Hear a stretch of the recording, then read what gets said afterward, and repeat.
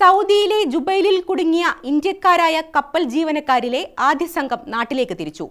Tanzanian ചരക്ക് കപ്പലായ MT സ്ട്രാറ്റോസിലെയും UAE കപ്പലായ അൽ അമീറിലെയും ജീവനക്കാരാണ് ജുബൈലിൽ കുടുങ്ങിയത്.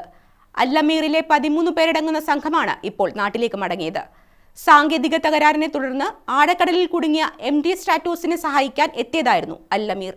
സാങ്കേതിക തകരാറിനെ തുടർന്ന് ജുബൈൽ തുറമുഖത്തിന് സമീപം കുടുങ്ങിയ താൻസാനിയൻ ചരക്ക് കപ്പൽ MT സ്ട്രാറ്റോസിലെ ജീവനക്കാരാണ് മാസങ്ങളായി ജുബൈലിൽ കഴിയുന്നത്.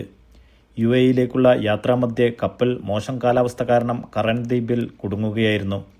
ടാങ്കുകളിൽ ദ്വാരം വീഴുകയും പാറകൾക്കിടയിൽ അകപ്പെടുകയും ചെയ്തതോടെ യാത്ര അസാധ്യമായി.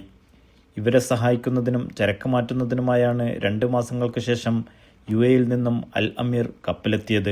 ജുബൈലിന് പുറം കടലിൽ 40 നോട്ടിക്കൽ മൈൽ അകലെ വെച്ച് ബ്രേക്ക് ഡൗൺ ആയി. മൂവ് ചെയ്യാൻ പറ്റാത്ത അവസ്ഥയിൽ എങ്ങനെയോ വേലിയേറ്റത്തിനോ മറ്റോ വഴി സൗദിയുടെ അതിർത്തിയിൽ വന്ന് ഒരു ഐലൻഡിൽ ഇടിക്കുകയായിരുന്നു.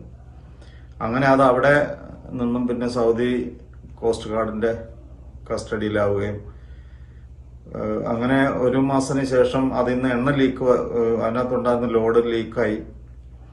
അത് ലീക്ക് ഒഴിവാക്കാൻ വേണ്ടിയിട്ട് വേറെ ഷിപ്പ് ഹയർ ചെയ്ത് UAEയിൽ നിന്ന് വന്ന അൽ അമീർ എന്ന ഷിപ്പും ഈ 2 ഷിപ്പും ഒരേപോലെ ഏതാണ്ട് 8-9 മാസമായിട്ട് ഇവിടെ ഡോക്ക് ചെയ്ത് കിടക്കുകയായിരുന്നു. അതിലുള്ള ഒരു ഷിപ്പിൽ 9 മറ്റൊരു ഷിപ്പിൽ 15 അങ്ങനെ 24 ഇന്ത്യൻസ് ആണ് ടോട്ടൽ അതിനകത്തുണ്ടായിരുന്നത്.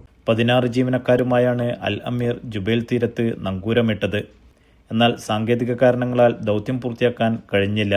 മാർച്ചിൽ എത്തിയ ഈ കപ്പലിലെ ഇന്ത്യക്കാരായ ജീവനക്കാരാണ് ഒടുവിൽ നാട്ടിലേക്ക് മടങ്ങിയത്. 13 പേരാണ് ആദ്യ സംഘത്തിൽ മടങ്ങിയത്. 3 പേർ അവശേഷിക്കുന്നുണ്ട്. ഇതിനു പുറമെ ആദ്യ കപ്പലിലെ 10 പേരും ഇപ്പോൾ ജുബൈലിൽ തുടരുകയാണ്. Naushad Irikkur, media 1, Dammam.